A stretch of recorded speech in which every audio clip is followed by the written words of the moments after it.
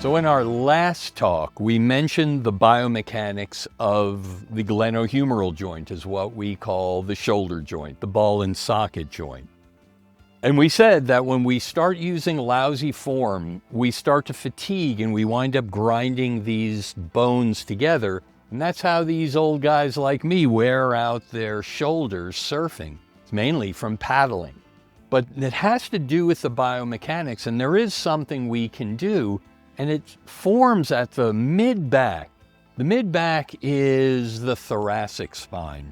And there's strap muscles, we call them, down there. They're extensors all the way down the spine. The ones that interest us are called the lower thoracic muscles. And they rock the rib cage into more of an upright position. If you can imagine, or if you've had experience, you haven't surfed in a while, and then you get a chance, there's a swell, you go out and you spend a day having a great time. The next day, you're sore along your rib cage, right above your abdominals. That means you were paddling correctly, because when you're up on your abdomen, your rib cage draws back, your chest draws up. Now this gives you good vision on the water. Now your eyes are up off of the water so you can see beyond the next wave as you're paddling out.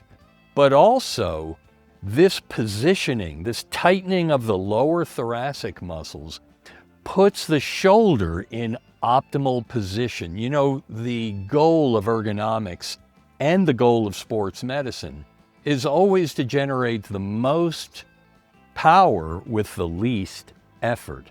And when you're in proper paddling form, your chest is off the board, you're up on your abdomen, your shoulder joint has much better range of motion. You can draw back and get much more power with each stroke. And that's because you're engaging your lats, your big wide muscles, the ones that give you that V shape in your back there. When you draw back and you're up on your abdomen, you get maximum stroke for minimum effort. And that's the idea. But here's what happens to the shoulder joints as a result of fatigue.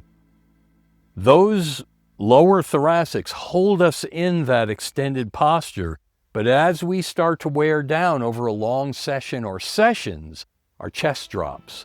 When our chest drops, we wind up grinding these bones together. We lose that maximal power with each stroke because we're not using proper form. We start throwing each shoulder forward. And the worst of all is when you see somebody's chin just off of the board. They're using the worst form and they're grinding those bones together in the shoulder. And that's where all that inflammation comes, which becomes worse later on.